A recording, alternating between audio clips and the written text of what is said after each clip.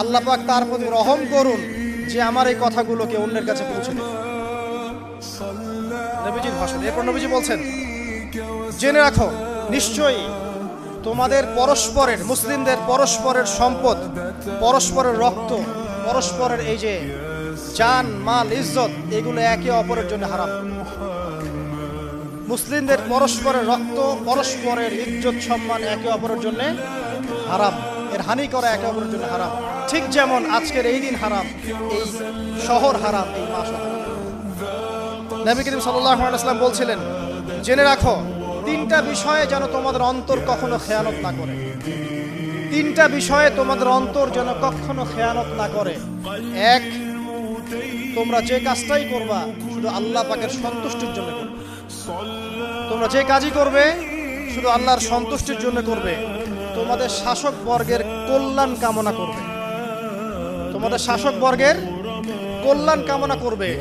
3 number, মুসলিমদের জামাতকে আঁকড়ে ধরে রাখবে। মুসলিমদের ইউনাইটেড কমিউনিটিকে আঁকড়ে ধরে থাকবে। এই তিনটা বিষয় পালনের ক্ষেত্রে তোমাদের অন্তর যেন খেয়ানত না করে।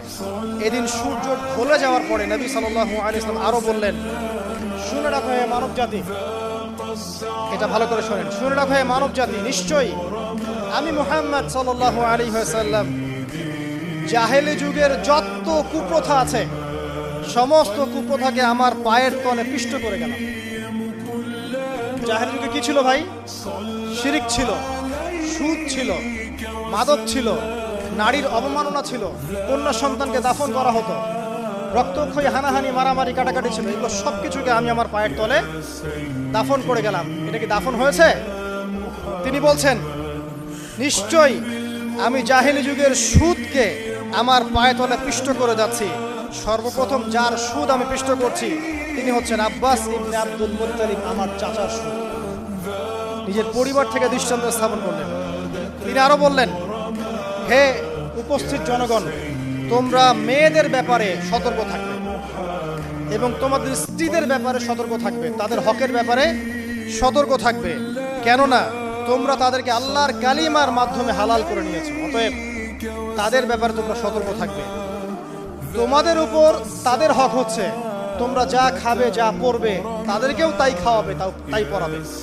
আর তাদের উপর তোমাদের হক হচ্ছে তারা তোমাদের বিছানায় এমন কাউকে আসতে দিবে না যাদেরকে তোমরা অপছন্দ করো।